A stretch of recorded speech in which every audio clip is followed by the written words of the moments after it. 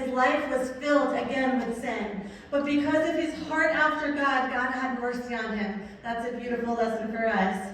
And again, the history goes on. The family history fills pages and pages. And God is waiting for this family tree to begin to produce new life. And then God falls silent. The prophets have nothing else to say. They're hearing nothing new from God. And his people are waiting. They believe what they heard. They believe what they heard to be true. They know a rescuer is coming. But when? 400 years go by.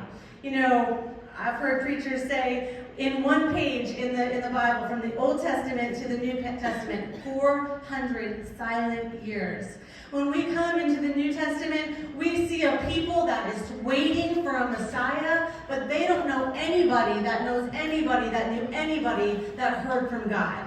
Like, God was quiet.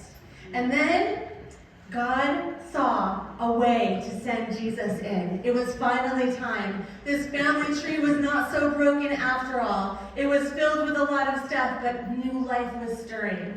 And Pastor's been preaching about this Christmas story. I think you know it, but God looks down. I can just imagine Jesus next to him saying, "Pop, put me in. It's time."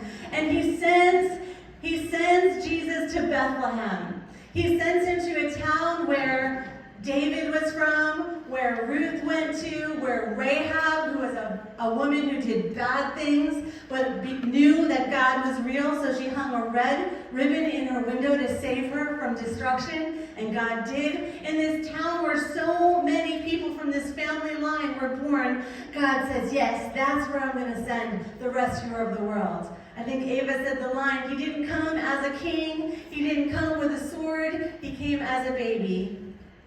Pastor shared on Sunday a little story about what it might have been like when Mary gave birth. I love that. But I can just imagine when it was finally time, 400 silent years, and then all of a sudden there's angels everywhere. Angels are talking to Zechariah and Elizabeth. Angels are talking to Mary and Joseph. Angels are talking to the shepherds.